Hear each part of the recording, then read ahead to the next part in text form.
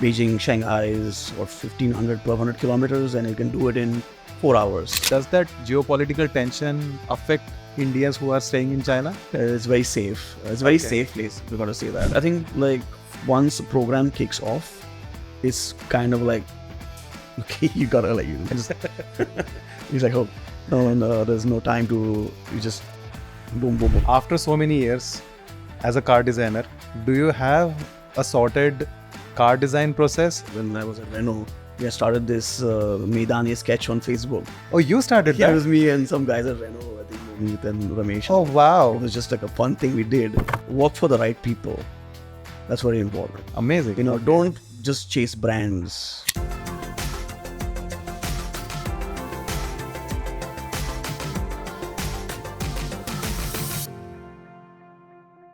Hi guys, this podcast is very special, especially because I think there is literally no content available on this topic.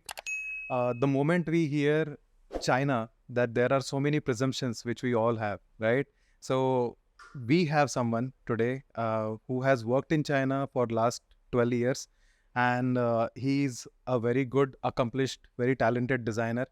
And we have him on the podcast where we'll be discussing about all these nuances of working in China. How's the design industry in China? Is it even worth going there and, taking experience? How's the design education scene there? So all those things we'll try to address, and we'll try to get to know from the person who has experienced it all himself. So this is an interesting podcast, very valuable, especially if you are an aspiring designer or someone who is probably considering China as a place to stay and work there for any sort of opportunity. So allow me to welcome today's guest, Aditya Mahajan. Aditya, welcome to the Design Podcast. This is such an interesting opportunity. We have been talking about this for almost, I think, 6-7 months now. Yeah, that's about right. Yeah. So I'm so glad that finally it's happening. Thank you for doing this. Thank you for having me. Yeah. Okay, so you have had experiences with some of the biggest automotive giants in China, Yeah. like Great Wall Motors, GAC, Geely, Quoros. I think Quoros was one of your, longest experiences. And 12 years, it's a substantial amount of time, Yeah. So I would say it's very safe to say that you are the right person to ask all these questions, which we are going to discuss today. Yeah. So I'm pretty excited. First of all, tell me that you recently moved to India from China after 12 years. Yeah. How has this transition been for you? Should we do this in Chinese? Oh, you can speak Chinese. A little bit, not that great. I was kidding. It's been an interesting experience. I'm come back for a bit now. I was in China for 12 years.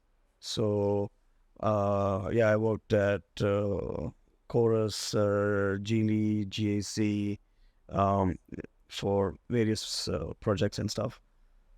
So after 12 years, I thought I would take a bit of a break, take a sabbatical, come back to India. I came back with my dogs. So the idea is to kind of do a road trip across India with them.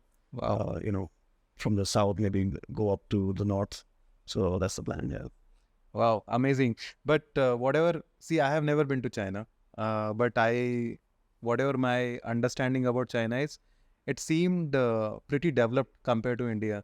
So do you feel that difference after staying so long over there and then coming back to India? So I lived in Shanghai for 12 years. Shanghai is a very nice city, very, very developed. It's very easy to live, very convenient, very modern, very advanced. So even as a foreigner, you can get everything you want. Different kinds of food. You can easy to take the public transportation is amazing. The metro. You don't really need a car. You can just use the metro to go pretty much anywhere.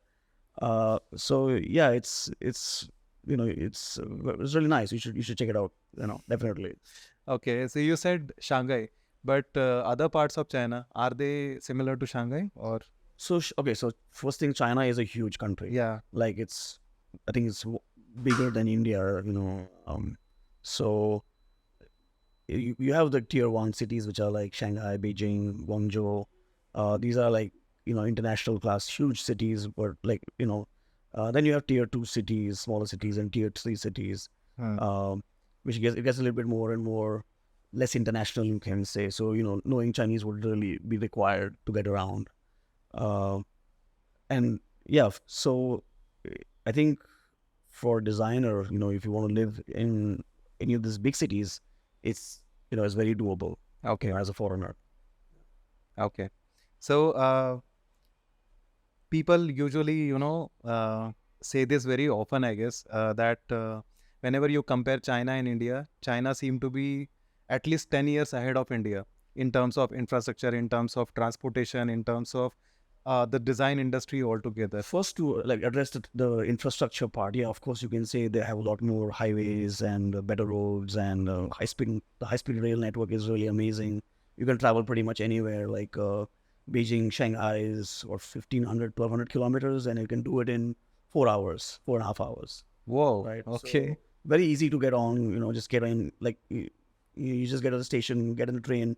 4 hours later, you're in Beijing or anywhere. Wow. So that way, the network is really amazing, very convenient. As far as design industry goes, let's just focus on automotive. Of course, China makes 20 million cars a year or so. Like that was last year, 20 million cars a year, passenger vehicles.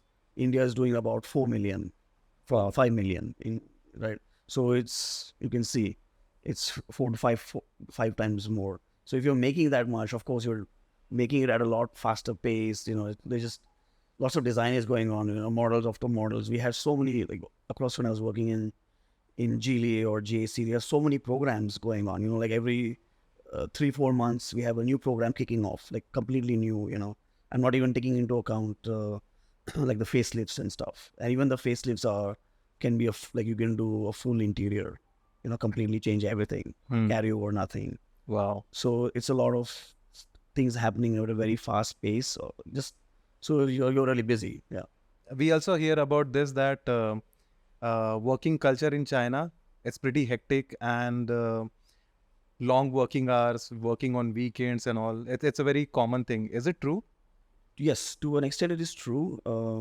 I think it depends on the company, it depends on the manager, and depends on the designer himself. For me, I think you can generally do things 5 days a week. 5 days, 9 to 6 is enough time. But sometimes there's a last minute presentation Monday morning, and they're like, okay, you got to go in. That happens. In my previous company or even before, I try to do that as less as possible. And even as a manager, I would not really encourage my designers to come in on the weekends unless it was really, really essential. But yeah, I think there can be a lot of long hours for sure. I don't know how it is in India. Is it the same, or is it more work-life balance? So I think what you said about last minute presentations and all, I think that pretty much common here as well. Yeah. But these are exceptions. Not all the time it is like that. And also it is very company specific. There are a few companies where you might end up working a lot over the weekends also. Yeah. Because their working pattern, working style is like that. But most of the OEMs are not this hectic. I think weekdays are definitely very busy. Yeah. Overtimes might be there, couple of hours every alternate day or something like that.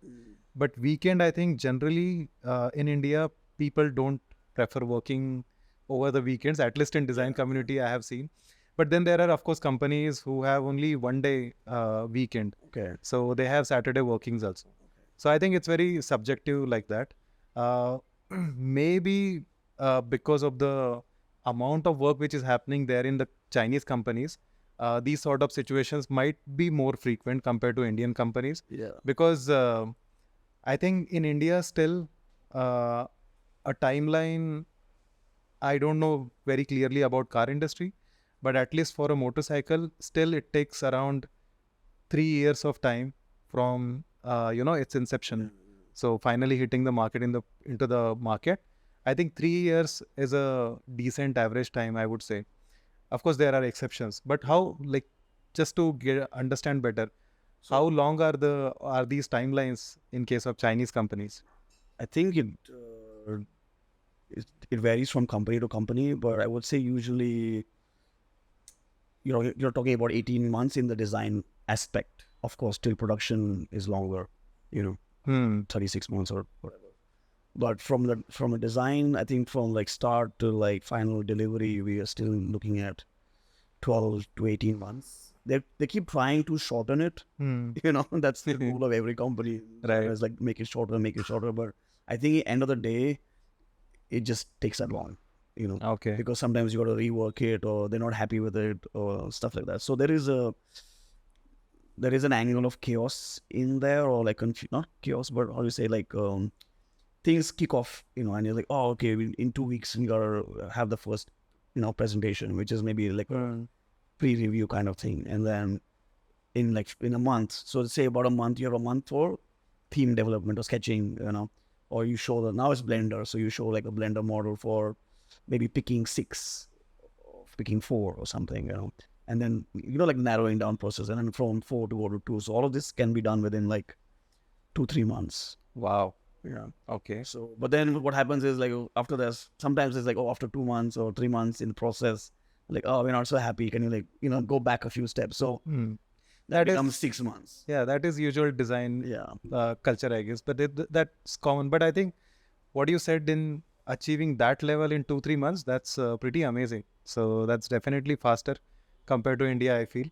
Yeah. So it's like, I think like once a program kicks off, it's kind of like, okay, you gotta like, just, it's like, oh, no, there's no time to, you just boom, you gotta get onto it, So just curious, how many products are out there in China or in the world, which you have, you have contributed in past 12 years?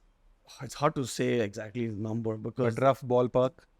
I mean, to say exactly, I would say like 2 exact, Okay. like in influence, but there are so many that you work on, you touch somewhere in the process, in the beginning or in interstage, or they're just facelifts, little things here, there, a console, or I do mainly interior, so, maybe a console, but you've been involved with these projects, so it's kind of hard to put a number. Okay. So which are these 2 products which you said? So when I was in Geely, we did this fastback SUV called Geely. So that was kind of like in 2016 or so, 16 or 17, I can't remember, 16. Okay. So that was like a full interior. I did the whole like production interior kind of thing. Nice. So, I was supposed to have another designer help me, but he was busy with another project. So I kind of had to do everything myself. So which means like, things like roof liner and the trunk trim and all the bits nobody wants to do, besides just the IP console door. But we had somebody to do the seats. And then another one was for Zeekr project. Okay. 4-seater, like a luxury 4-seater van, they have the 009 MPV, and we did like a 4-seater version where there's like a wall between the front and the back, and it's got these 2 captain seats in the back. So that was the last product I did at Geely. So, but I was a manager on that, so I had another designer working with me, so kind of like working together on that.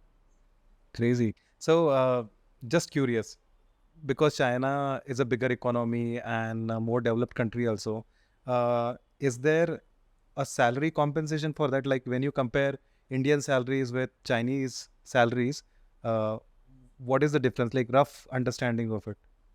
I have no idea, because the thing is, I don't know Indian salaries. Yeah. Okay. So because I've not worked here for a long time, but I think the salaries, I would say, in China are pretty good. Okay. Compared to even like Western countries.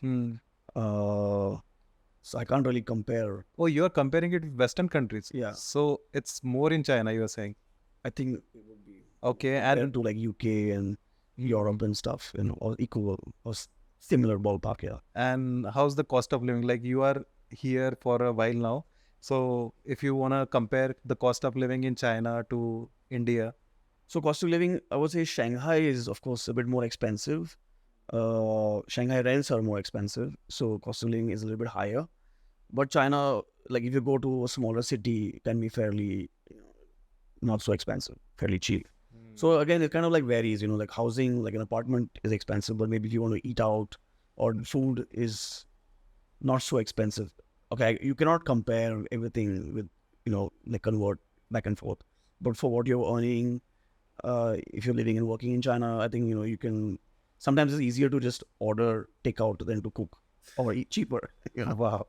So there's a lot of options for food. It's very like how you have like Swiggy, Zomato. There's a huge service industry for takeaway. I think many of these things came from China, no? Like I remember reading about this article, like things like Paytm, this digital payment. The inspiration came from Alipay, which was there in China. All these home deliveries, I think many companies were there in China. So I think China definitely it's ahead of us when it comes to all these technology things. Yeah, I mean, I remember it was like I can't remember, like 2018 or so, 2017 or 2018, where you had like the WeChat wallet. Mm-hmm. So basically in China they use WeChat is like the super app. You can do all your payments for all your kind of like how Google Pay or the UPI is now, right? You can pay your electricity bill, you can buy train tickets, you can buy book your hotel or everything through WeChat, or pay each other, pay your friends, split bill through WeChat and Alipay. That has everything in there, Wow. like a super app. So I remember it was like I think maybe 2018 or so when this was like rolling out, and I stopped carrying a wallet. Like there was no cash anymore. Like I never went, because before I had to go to the ATM, so stopped going to an ATM, stopped carrying a wallet, just the phone. And so then they were like, okay, what if you're even to book your, so they don't have Uber, they're having like the Uber is Didi, right? It's like a app you call for a car, and so you need nothing. Even your Metro card is on the phone, so I don't even have to carry the Metro card. And the question was like, okay, what if your phone dies? Right? Then you're in deep trouble. But then they also have these little phone chargers everywhere, like little boxes, which has these battery packs in them. Okay. And they're across the city in either like a 7-Eleven or restaurants, or even some on the corner. And there's a QR code, you scan it, it has all the information, right? A little battery pops out, and it's very cheap. It's like I don't know, like 1 yuan or something, or 10 yuan an hour, right? For the rates. And you just plug it in, and once you're done, there's one where you just pop it back in. So you can't even complain that your phone has died. Wow. So yeah, because without the phone, you cannot do anything. Crazy. So you were talking about all these apps and all. I think China has all the alternative Chinese apps for all these things, like food deliveries. It's a parallel universe. Parallel universe, no? Yeah. Because of that geopolitical tension. I think they don't allow a lot of Western softwares. Like I think social media is also to some extent it's controlled, right? There's no Instagram or Facebook and stuff. But are there any parallel products to that? Like they have their own. So okay. We have Xiaohongshu is kind of like, this is called like Little Red Book is a English version. Okay. That's kind of like the Instagram. That has everything on there. You go to some place, you take some pictures, it has all the information. If you want to like this hotel, and you can book through it and stuff. Okay. Or you can buy clothes through it. So everything is there. It's a parallel universe. Okay, so just because we touched upon geopolitics, India and China also historically had so many conflicts and everything. So does that geopolitical tension affect Indians who are staying in China? Day-to-day basis, no. It doesn't affect you at work and stuff like that. I don't think people also, there's no like that. It's very safe. It's a very safe place. We got to say that. Even Shanghai as a city is extremely safe. Like you can walk at night. Even if you have a pocket full of cash, you're fine. Nobody will trouble you, harass you. Very safe place. So I think from that political sense, you don't really feel it day to day. But of course, if you are going to like cause trouble, okay. If you're shouting it out on social media or in public, and then of course, then you will have some trouble with the law then. Unless and until you are offending the culture of people there, I think you are kind of sorted. Exactly. Okay. Don't make trouble, you'll be fine. That I think applies everywhere. No, in India also we see that happening. Okay, but I think it's not a big problem. But as an Indian, do you feel there are some challenges? Like when you went there for the first time, let's say, you were working in India, when you moved to China, do you remember any struggle points or something like that? Like lifestyle or food, for example, anything? I think the biggest struggle is language. Language? Yeah. Okay. I mean, at least because when I went in 2012, because I think in India you can get by because a lot of people speak English at every, to some extent at every level, right? You can get a taxi guy or rickshaw guy on the street and say airport, even if you don't speak Hindi or something, Okay. right? You can say airport, I want to go to airport, or station. They will get airport, they will get station, and they will take you there. But in China, if you say airport, the guy is going to look at you and be like, Wow. I don't know what you're saying, man. So you need to, take out a app and translate it or something. Wow. So that was and when I got there, okay, now WeChat has auto translate and there are lots of, apps and things make it very easy. We don't have to communicate. But other than language, no other struggles. I think, no, I mean, there is, of course, in work, you have your own struggles and With the work culture and with the all that. work culture. And Many people complain about this food. Is that a big deal over there? no, I mean, I think it depends, like, Person to person. person to person. I think China has a very, kind of like India, they love to eat. And they have a very wide variety of food because depending from region to region, right? The north to south, east, west, it changes. Kind of like how it is in India. Maybe a lot more meat. So if you're vegetarian, it could be a bit of a challenge. But I think generally, if you're open to trying new stuff, or the food is amazing. Perfect. So let's talk a little bit about the design industry in China. Okay. How's the overall design scene? What are the pros and cons, or what are the exciting things, if I have to, mention like that, for aspiring designer, whoever is considering going to China and taking that experience? What are the exciting things about the design industry in China? So for a young designer, you can say that, like I mentioned earlier, like China makes what 20 million cars a year. India makes about 4 to 5 million, right? So that's just one is a huge volume. So a lot of projects, a lot of companies, with the whole EV boom that happened a few years ago. I mean, there was literally like every month there was a new startup, coming out. Like there was like a Neo or a Byton, Faraday Future. Like everywhere you look, there's suddenly a new company that was hiring designers. Yeah, how many survive? How many? That's the startup risk you take, right? But then there are also a lot of big companies like Geely, Link and Co, Zeekr, GAC. So there's a lot of companies, a lot of opportunity, and like I said, a lot of programs. So what do you want as a young designer? You want to design, you want to work, you want to sit in Sketch and make a model, make a clay, full size. That's what you want to do. Maybe get selected, but you just want to, really sink in your teeth. And I think, as a young designer, you get a lot of opportunity. And because, at least when I was there, like in the last few years, they're so busy. There's so many projects that if you win something, it's kind of like, even if you're a young designer, it's like, here you go, here's a full car. And you're like, what? I don't know what I'm doing. But you just learn on the job, right? So you're thrown into the deep end, literally. And that's the best way to learn, right? So you're just like sitting there by yourself sometimes, where you have lucky with someone to help you. You have a manager, of course, who's looking in, and a lot of reviews and internal checks and stuff. But, you're sitting there in engineering meetings, negotiating with engineers, just working with clay modelers. You have a full interior or a full exterior. So, yeah, so you learn a lot and very quickly as well. I think that's a big advantage, I think, because in the start of your journey as a designer, if you get to work on such a big, responsible project, I think you end up learning a lot, because you'll be thrown into that uncomfortable zone so suddenly in your career, so soon in your career. I think that is something which will be very helpful, because I have seen in India, and I might be wrong also, but I hear this from some car designer friends I have.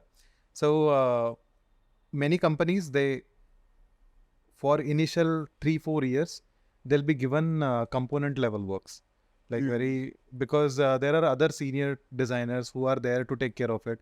And the number of projects are also relatively lesser, I guess, compared to China. So I think that is a big plus. Anything else other than this? I think just generally being in a challenging environment as a designer is a good thing. Yeah. Because you learn to adapt, you learn to work fast, you learn to just you just have to be smart about it and expose yourself to as much different things, not just design, but culturally, everything you see around you kind of has to soak in, right? So I think just being in a different place, different from your home, is a great thing. Wow. Okay. And how's the working experience with Chinese designers? I think I think designers all over the world are the same.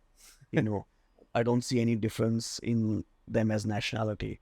They all equally talented, all work really hard. They all want the same thing. They all want to do good stuff, get selected. I want to win.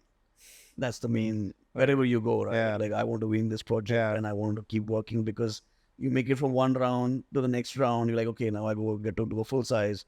Now I get to do a hard model. Now I get to have a car in production or something, or even whatever it is. It could be a small bumper or seat or anything, but you still want the same stuff, right? Yeah. I think they're like everywhere, just all the same. But like the reason I was asking you this was when I speak to European designers. Like, I work with few Italian designers, and what I understand is because they were exposed to all the wonderful sports cars and things like that, since their childhood, somehow their understanding of form, the sensuality, and also the way they read all these things, I feel it's quite evolved. Of course, at the end of the day, it's a competition, and I think Indians are also, fighting it equally, and they are also winning in the competitions. But I think they have this added advantage of early exposure to all these wonderful products. So China and India, do you feel that those Chinese designers have this same kind of exposure since their childhood? No, yeah, it's a good point. I think because car culture actually in China is quite recent. Oh, really? Like, they don't have like Italian or European car culture or American heritage, right? Because till like the 80s or so, there weren't that many cars. And then in the post 80s, in the last 40 years, China has opened up, right, to industrialization. A lot of foreign companies came in, started having cars. They became richer. So before, the Chinese car market wasn't very evolved or developed. They had a little few homegrown brands, like even for example for Geely, like I think post or pre 2010 or 2012, they made some weird stuff. Okay. They had a lot of little independent brands and some really weird knockoffs. Something that looked like Mercedes coffee, because they were just scrambling to make something. Of course, you had VW was a big company in China at that point. So I think in 2010s onwards, they kind of started to, make their own and get a little better. Every generation gets a little bit better. They used to be notorious for bad quality. The designs were kind of like they puff off something what you see. So yeah, but they've improved, right? Every generation, and you see the cars today are quite advanced in terms of design, in terms of quality, lots of stuff. But yeah, so going back what we were saying, designers, they didn't grow up in the same way like the Europeans or something. That history. So you do see a little bit different approach to design in sometimes you see some stuff is very cute or playful. Okay. Or simplified forms, so it's that little Yeah, I think they have quirkiness this. is there. That kind of aesthetic is there, which you're like, what is that? So, that is definitely has it, but that's the charm of it, right? Correct. It has its own, good or bad. I mean, that has its own flavor. Crazy. So now let me ask you this: that past so many years of experience you have, after so many years as a car designer, do you have a sorted car design process, or keeps changing project by project? The basic underlying process would be the same, the logic, right? What changes with time is the tools. So before you would do like, say, proposal or something, you would spend a day doing one view in Photoshop, or 2 days, whatever, nice sketch. But now you have Blender. You can quickly make a model and get some renderings out of it or an animation. So those are the tools that are changing, which you have to adapt to. But the underlying logic for me always kind of stays the same, which I think also is very important for a designer, is like how you approach it. Right. So example, if you have a topic, say, okay, designer in a big SUV, for example, right? I was saying interior, a big SUV. How do you go about it? Like this topic is in front of you. How do you approach it? That is the most important thing, like logically, right?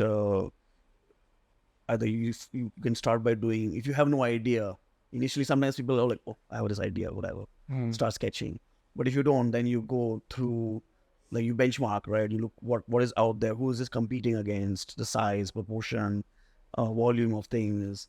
Then if that's just the marketing, sometimes because the product is already in the competition has already been around for 2-3 years, so it's old. So then you look at what can I look at as a show car, or something else which is going to inspire me. So you build like step by step. You get an idea of this thing, and then that's where this whole idea of having like a visual library in your brain comes in, right? Because you pick out, say, some keywords.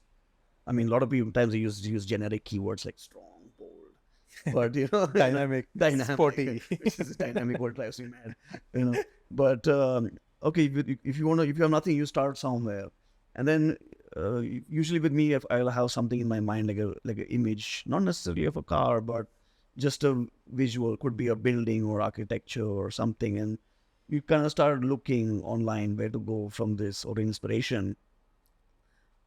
That is where I was saying that I'll connect it with an earlier thought, was like working abroad or for an Indian designer or studying abroad or something is useful, because you're always building your visual mental library. That's the most important thing. You just got to have this database in your head, because if, like I said, if you have 2 weeks to do a first review, you don't have the whole day to sit and look for images. You got to at least have like a rough ballpark in your head. Or like, I remember this building, like something, from the 70s. You can narrow it down and you can go from there. So have something like a inspiring story or reference or inspiration to go from, and then from there you can start doodling, try to do something you haven't done before. Like I really hate like repeating myself, so try to explore or push, just I love to doodle, just pen, paper with a few markers. You just start with that, and you build, and then you find something. Okay, I like this. Then you can either do it in Photoshop or Blender or whatever. It doesn't matter. But I think the main thing is to get that story or the logic, and because when you present, you can't just be like, oh, I like this picture, and from this picture I made this car. But why you like this picture? Where did it come from? Oh, I traveled there once and I saw this. Correct. And I remembered. Oh, okay, So it always adds something. So for the person listening, maybe in the end of the day when the car comes out, nobody cares whether inspiration comes. But for the process, it always helps. But I think that stays, even though that story might not be relevant after a few years. But I think many a times, if the story is very strong, I think it stays. Like, for example, Tata Nano, even though the project was not successful eventually, but that 1 lakh car, that story which Ratan Tata came up with that vision, I think it stayed with us, right? So I think, and it's very interesting, but it's, I think, 38th or 39th podcast now, this one. But many designers have spoken about the same topic, that how story, ends up playing a big role when you are competing, and that story. So I think, of course, you will develop your visual library, as you said, over the time. But I think that story is something which will eventually helps you to win in that competition, I think. Yeah. Because that stays with people for a longer time. It's a fine balance. The thing with the story, you couldn't be very story heavy, but if you don't deliver with the design, then it's just going to be like, oh, okay, whatever, you see a lot of words, but you didn't deliver on that side. You could have like no story also, but sometimes you can have a nice design, or then you can make the story later. Or, sometimes people just have one picture or something, and then they're like, okay, this is the sketch that goes with it, and you're like, okay, I mean, do you have something more to add? Like, because as a who you're presenting to, or the audience, the manager, or the VP of design, like it always helps to have some, because there's like the bosses, they go through so many reviews, right, day after day, week after week, and you see so much. Well, as a designer, you're only seeing this, but as a higher level, they're seeing so much. So how do you stand out? Where how do they remember? Like, oh, that was a cool idea. That was a nice reference you had to that. That was interesting. Like, and then that sticks. Very well articulated. I think it's all about balance in the end, Yeah. and also understanding what are those higher level negotiations and the areas where, as you said, all the managers and bosses, whatever they have to deal with. I think story definitely helps to remember in those moments, but I think it's also about balance. And I think we have all witnessed such examples where few people are very story heavy or few people who are like very work heavy but not able to communicate. So I think both these cases are very dangerous in a way. You're talking to someone, right? And do they have something interesting to say? You could have a lot of words, but you have nothing to say. Nothing to say. But you could have a few sentences, but those are the what I first something nice. Let me ask a little bit about design education. So you are someone who went to CCS, Detroit, as you know, one of the most impactful cities when it comes to car design industry.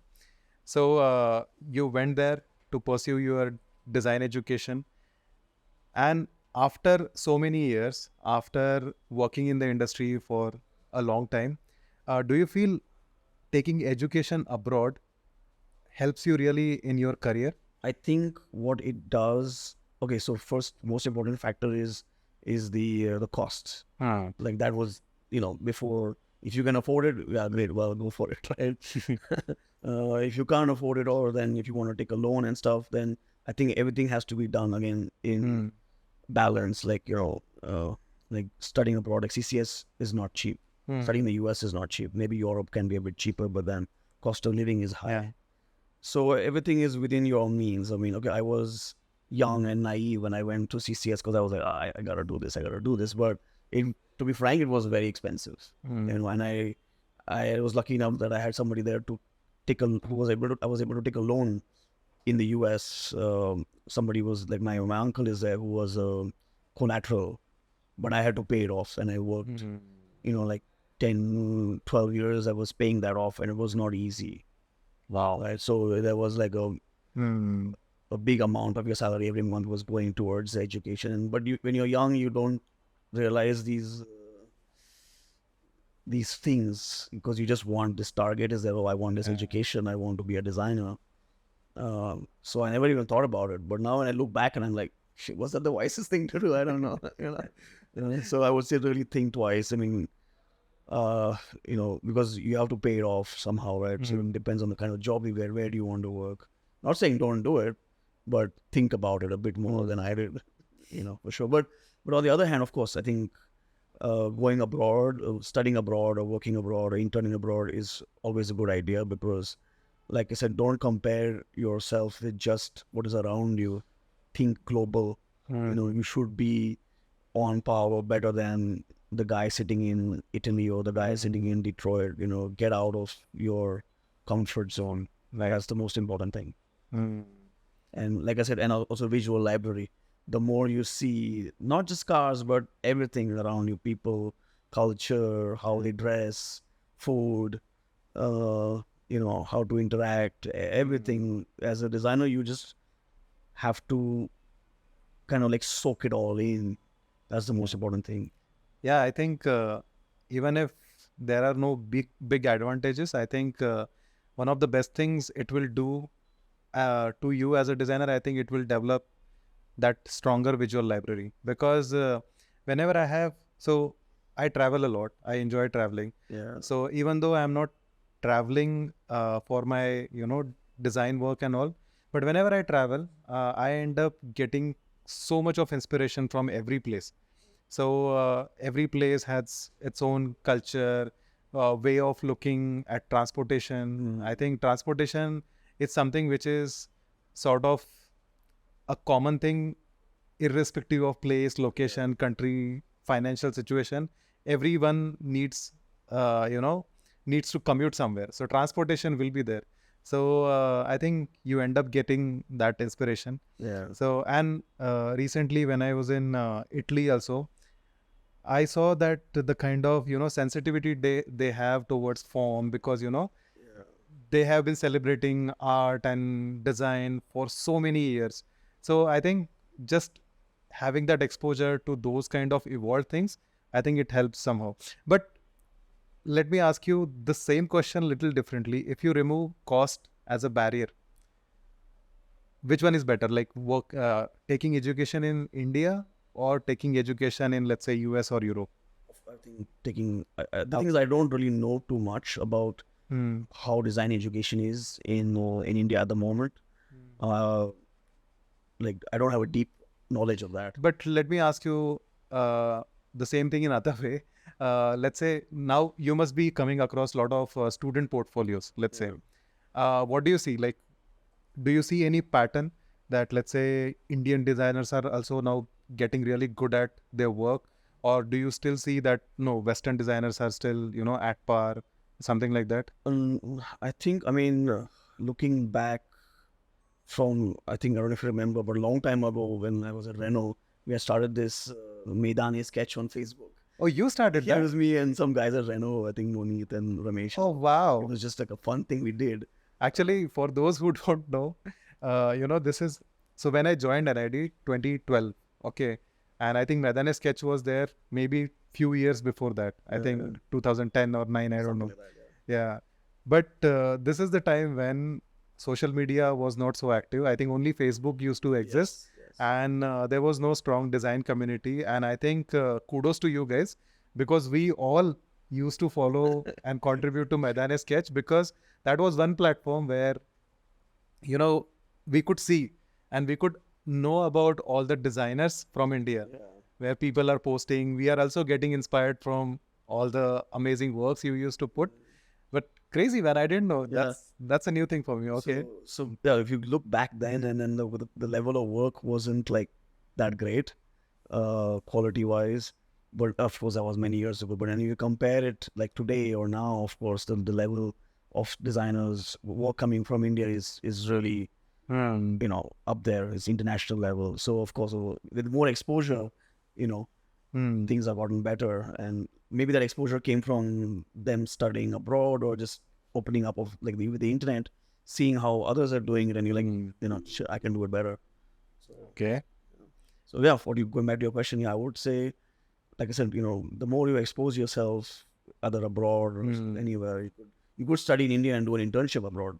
I think that's also a good path. Yeah. I know a lot of companies, even in China, would be happy to have a foreign designer, even if 3 months, 6 months, and go get the experience, check it out. If let's say somebody wants to, approach to any Chinese company for an internship, let's say, because, most of their Instagram pages and not even Instagram, LinkedIn pages, for example, they'll be in the local languages. And I think that's still a very difficult thing to crack, I guess. So what would be your suggestion to them? Like if somebody is willing to go to China for an internship or something like that? Maybe you can, I don't know, approach them on the Instagram. If the company is in English or has a design channel, or I think maybe find somebody who has some right with English on LinkedIn. I mean, if it's all Chinese, you don't know what you're reading, right? There are a lot of foreigners working in China, foreign designers or young designers. Maybe through your network, somebody through somebody. Most people are willing to help. So you just reach out and be like, hey, do you mind? Can you give me the email of who to contact? Most will be happy to reply to you.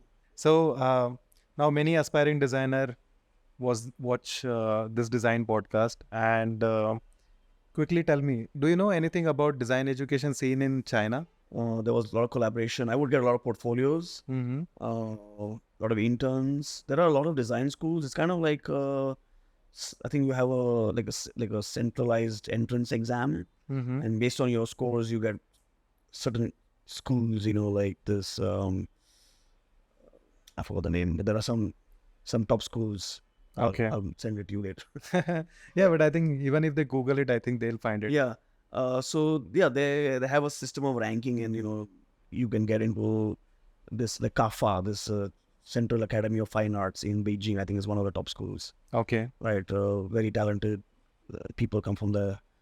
So yeah, the design education is I think it's quite big. I think there's a lot of people in that system. So of course you have the good ones and you have the middle so ones, and then you have the not so good ones. Like I said, that you can have a lot of now with the thing with Blender and stuff. You know, the portfolios jump very quickly straight to some nice Blender models, but you don't get to see the hand sketching or the thinking part of it. You know, there's some pictures and then boom.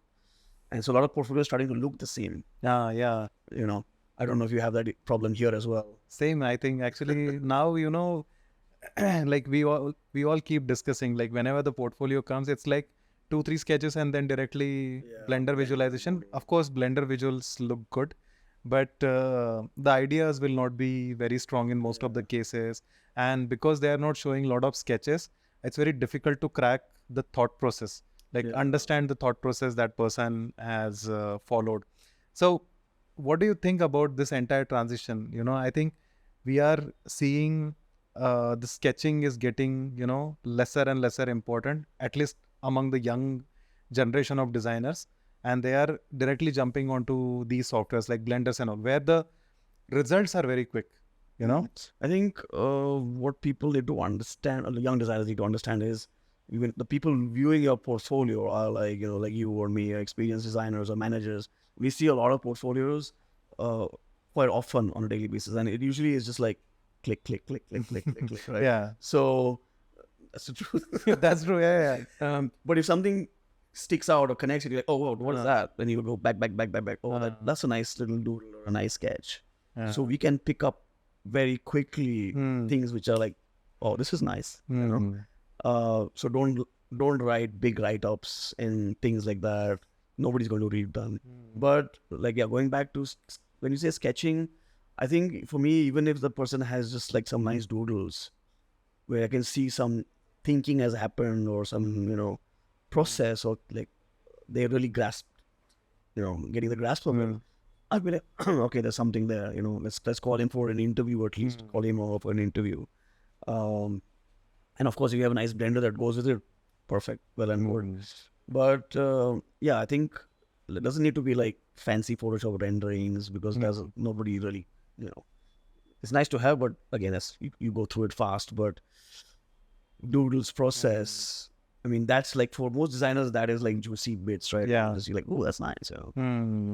Interesting ideas and very radical thought process. I think that is something which will catch attention. Something also like which you can, I think sometimes people overcomplicate it with the like the story. You know, if you something that's really easy to digest and you're like, oh, I get this. This is nice. You know, that's also important. It's not easy. Yeah, it's not an easy thing to do. Actually, these days the competition has gone to that is also like there. Next level. I think compared to when I graduated, the bar just goes up and up every year. You know, with animations and models and stuff is just next level.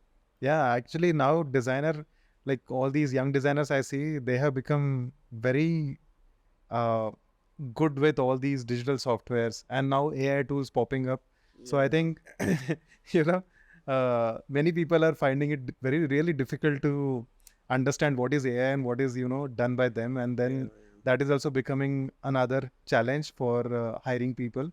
But I think what you said, I think that is going to be one of the big differentiator, the doodling, the thought process, and which is very raw and very genuine, honest. Because I mean, because the thing is that the blender and everything is just a tool. Yeah. Right?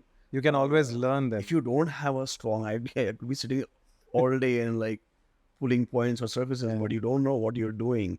I mean, like I said, you go back to, you know, what you're doing comes from being able to pull ideas from your either knowledge or visual library and connecting the dots. If you don't connect the dots, you have a model and you're just going to have a model. Yeah. But if you can connect the dots and make a nice, beautiful, the whole process is laid out, then someone can see it and you're like, okay, this guy knows what he's doing. Perfect. Because we have touched upon so many things, I just want to ask you one concluding question. Do you have any advices or any sort of concluding note which young designers and aspiring designers can, take through your own experiences? Anything you want to conclude on that note? First one is work for the right people. That's very important. Amazing. Don't just chase brands. Yeah. Make sure the way you're working is somewhere you can, somewhere you can grow. You feel like every year or two, you're like, oh, I'm getting better. I've done this, I've done that. And, your manager or director is helping you grow. Is not working against you, right? He's like, oh, this guy, I managed to, my proposal, like you keep comparing, or what did I do the previous project or the last year? Like, damn, this year's project. When you look at your portfolio, you should look at like, man, the stuff I did before was really not that great, but the stuff I did recently is better, and then it's getting better and better in all aspects. Like your understanding of it's a process, right? You can't get it like this. Your understanding is growing. Not just sketching. You're getting, like, a car is a complicated thing. It's a lot of pieces come together, Right. so it takes time. Second is, I think, like I was talking also about this earlier, is like keep your eyes and ears open for things around you. Not just like I've seen a lot of kids designers come in, they sit at their desk, they put their headphones on, like 9 to 5, and then they're gone. Look what is happening in the studio around you. Like sometimes the interior guys have no idea what the exterior guys are doing. Exterior guys, of course, don't care about interiors, so they have no clue what is happening. But look around you. What is that project? What is that project? What exterior is this? What interior is this? Yeah. Not just that, but also then apply it to the outside world. Culture, economics. What is going on around you. So I think having an idea, because that just opens you up as a person to be more interesting. Things, visual library, like I keep saying. And the third one is kind of like, keep your ego at the door, which is a little bit difficult for designers because, of course, you stand behind your work, and sometimes when someone criticizes it, you get a bit like, how could you say that? Yeah. But I think it's very important as a young designer. It's kind of like you keep that in check. I mean, yeah, you have to grow a bit of a thick skin in this business because you will get shot down a lot. There are more failures than successes, right? Maybe you do 10 projects and maybe one goes through, but you learn in those 10 projects. So don't get dejected when you're like, someone's like, I don't like this one. This is not that, because you'll have reviews and they're openly like managers are look at the bigger picture. You're making a car, you're spending billions on this thing, that your sentiments are not most important. So they will say, this one, I don't like, this doesn't work. They're not good. But don't get disheartened, right? So you grow a thick skin. But the second is when you have a manager or somebody who's giving you feedback, like take it, Of course, if you believe in it a little bit, something, you'll be like, try to filter the good bits. Maybe not everything is good, but don't try to be like, what do you know? Like, I'm perfect, or my sketches are amazing. So keep your ego at the door. Like, just try to absorb as much as you can. Wow. I think we just had that last 2 minutes, which is going to be the most powerful part of this entire podcast. I can't agree with you more, actually, on those 3 points. Yeah. Choosing manager over the brands.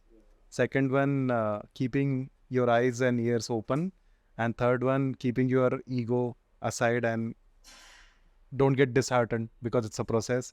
That's a wonderful note to conclude this podcast on. I'm so happy, Aditya, that we could do this. This was an extremely enjoyable, value-filled sort of a conversation. I thoroughly enjoyed it, and I hope you enjoyed it too. It was great. Thank you for having me. Yeah. Thank you so much. Thanks, man. Thank you.